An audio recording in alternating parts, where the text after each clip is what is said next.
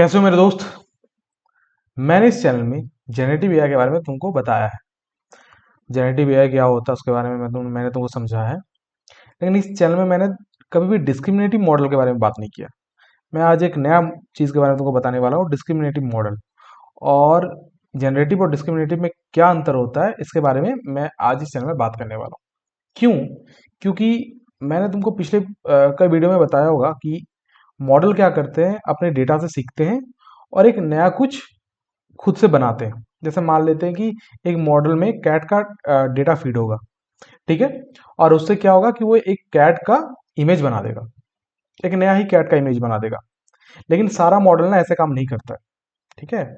तो जब कोई मशीन लर्निंग मॉडल कोई बनाता है ना, तो उसका दो फंडामेंटल अप्रोच होता है बनाने का। एक है भैया क्या, जनरेटिव, और दूसरा दूसरा डिस्क्रिमिनेटिव, ठीक है।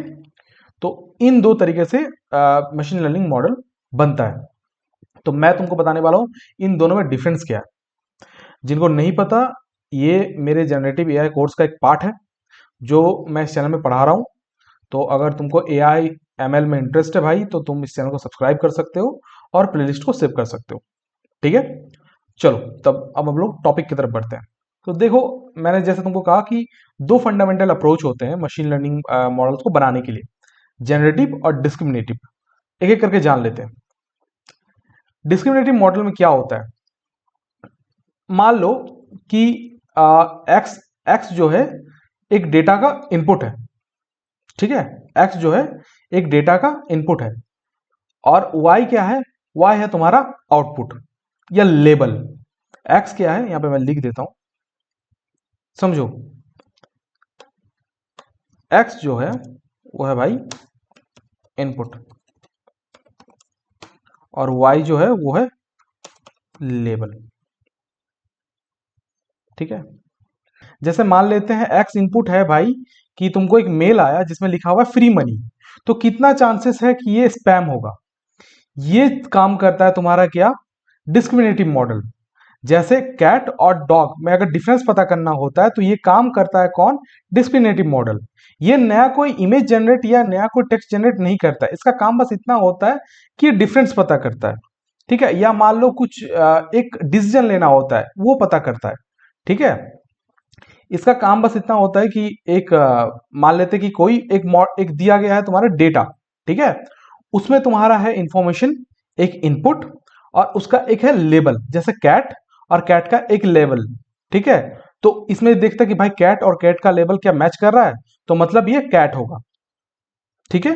डिस्क्रिमिनेटिव मॉडल का यही काम होता है कि ये दोनों को देखता है। अगर मान लो दो दो इमेज दिया हुआ है तो इसमें देखेगा कि कौन सा कैट है कौन सा डॉग है और बताएगा कि दोनों कैट या डॉग है। अगर दोनों कैट है तो बताएगा दोनों कैट है, ठीक है। ये नया डेटा जनरेट नहीं करता, ये बस बताता है कौन सा कैट है कौन सा डॉग है, ठीक है। वही जेनरेटिव मॉडल क्या करता है, जेनरेटिव मॉडल पता भी करता है कि कौन सा कैट है कौन सा डॉग है या कौन सा कैट है, और उससे एक नया कैट का इमेज भी जनरेट करता है, ठीक है। डिस्क्रिमिनेटिव मॉडल क्या करता है मेरे दोस्त, डिस्क्रिमिनेटिव मॉडल डिफरेंस पता करता है या बताता है, डिफरेंस बताता है क्लासेस का, ठीक है। कि एक कुछ और है एक कुछ और है। लेकिन जेनेटिव मॉडल ये बताता है कि ये तो बताता ही है कि भाई एक कुछ और है कि एक कुछ और है, साथ में एक नया चीज भी बनाता है। जैसे मैं बताता है कि कैट भी है डॉग भी है और साथ में एक कैट का इमेज भी वो बना सकता है, वही उसका ट्रेनिंग डेटा से, ठीक है। इतना अंतर है डिस्क्रिमिनेटिव मॉडल और जेनेटिव मॉडल में। डिस्क्रिमिनेटिव मॉडल है तुम्हारे neural network use for classification या लॉजिस्टिक रिग्रेशन, ठीक है। और जेनेटिव मॉडल में आता है तुम्हारा भाई जीएएन आता है, या कोई भी तुम्हारा जैसे कोई भी जीपीटीज हो गया, जैसे क्लाउड हो गया, जेमिनाई हो गया, ये सारे जेनेटिव मॉडल्स में आते हैं। अगर तुमको इसका मतलब नहीं पता जेनेटिव एडवर्सियल नेटवर्क्स का तो टेंशन मतलब, मैं तुमको समझाऊंगा, ठीक है। देखो इसमें क्या है, इसमें भी तुम्हारा एक्स क्या है इनपुट है और वाई क्या है। देखो जिसमें इसमें मैंने बताया था कि एक्स तुम्हारा इनपुट था, ठीक है, और वाई लेवल था। इसमें तुम्हारा एक्स इनपुट है और वाई लेवल है।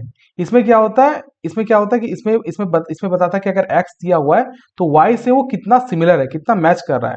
लेकिन इसमें क्या हो सकता है कि इसमें ये भी कैट हो सकता है, कैट का इमेज हो सकता है ये, और कैट का ये लेबल हो सकता है, और ये दोनों साथ में चल सकता है, रियल वर्ल्ड में साथ में चल सकता है, ठीक है। अगर नहीं समझ में आ रहा तो इतना समझो कि भैया ये बताता है कि भाई चलो कैट है ये, और तुम इससे कैट का नया इमेज जनरेट कर सकते हो। कोई भी इंफॉर्मेशन डेटा ये देखता है, डेटा को अच्छे से समझता है। ये इसको इसको मतलब नहीं होता, इसको डेटा से मतलब नहीं होता कि ये डेटा कहाँ से आ रहा है, ये डेटा को समझता नहीं, ये बस डिफ्रेंशिएट करता है चीज़ों को, क्लासेस को डिफ्रेंशिएट करता है। और ये क्या करता है, ये तुम्हारा बताता भी है, क्लासेस को डिफ्रेंशिएट भी करता है और साथ में नया चीज़ें भी जनरेट करता है। ठीक है। जो तुम कोई भी चैट जीपीटी देख रहे हो, क्लाउड देख रहे हो, जेमिनाई देख रहे हो, या कोई भी टूल जैसे रनवे हो गया, रनवे एमएल हो गया, ठीक है, या डेली हो गया, ये सारे आते हैं भैया जेनेटिव मॉडल में। जो मैं तुमको इस चैनल में पढ़ाने वाला हूँ वो जेनेटिव मॉडल है। मैं तुमको बताऊंगा कि कैसे जो तुम्हारा मॉडल्स है वो सीखते हैं और कैसे जनरेट करते हैं। ठीक है। और अगर हम लोग जेनेटिव मॉडल बनाएंगे नहीं स्क्रैच से, हम लोग जेनेटिव मॉडल इंटीग्रेट करेंगे एप्लीकेशंस में। ठीक है। जैसे हम लोग हगिंग फेस का यूज करेंगे, लैंगचेन का यूज करेंगे। ठीक है। तो मैं ये सारा चीज तुमको फ्यूचर में समझाने वाला हूँ। ये टॉपिक काफी इंपॉर्टेंट था तुमको बताने के लिए, और मैंने कोशिश किया कि इजी टू मतलब जितना इजी वे में तुमको सिखाया जा सके वो मैंने उस हिसाब से बताया, कोशिश किया भाई तुमको समझाने का। आशा तुमको समझ में आया होगा। अगर नहीं समझ में आया तो भाई एक ब्लॉग डाल दूंगा, उससे समझ में आ जाएगा तुमको। ठीक है। क्योंकि एक इंपॉर्टेंट टॉपिक था, इसलिए मेरे को लगा कि मुझे बताना चाहिए कि जनरेटिव और डिस्क्रिमिनेटिव, और सिर्फ एक तरीके से मॉडल नहीं बनता, दो तरीके से बनता है। मतलब फंडामेंटल अप्रोच तो यही होता है भाई, डिस्क्रिमिनेटिव और जनरेटिव। जनरेटिव डिस्क्रिमिनेटिव मॉडल पहले बहुत सारे यूज होते थे, अभी भी यूज होते हैं। जनरेटिव मॉडल अभी अभी तुम देख ही रहे हो, नया आया हुआ है। ठीक है। एकदम नया नहीं है, लेकिन जनरेटिव मॉडल अभी खास करके ज़्यादा ट्रेंड में है और आगे भी रहने वाला है। ठीक है। जैसे चैट जीपीटी हो गया तुम यूज़ कर रहे हो, ग्रोक हो गया। ठीक है। तो इतना ही समझाना था। आशा तुमको वीडियो पसंद आएगा। अगर वीडियो पसंद आया तो भाई तो लाइक कर देना, चैनल को सब्सक्राइब कर देना और शेयर कर देना अपने दोस्तों में। ठीक है। नेक्स्ट वीडियो में मिलते हैं।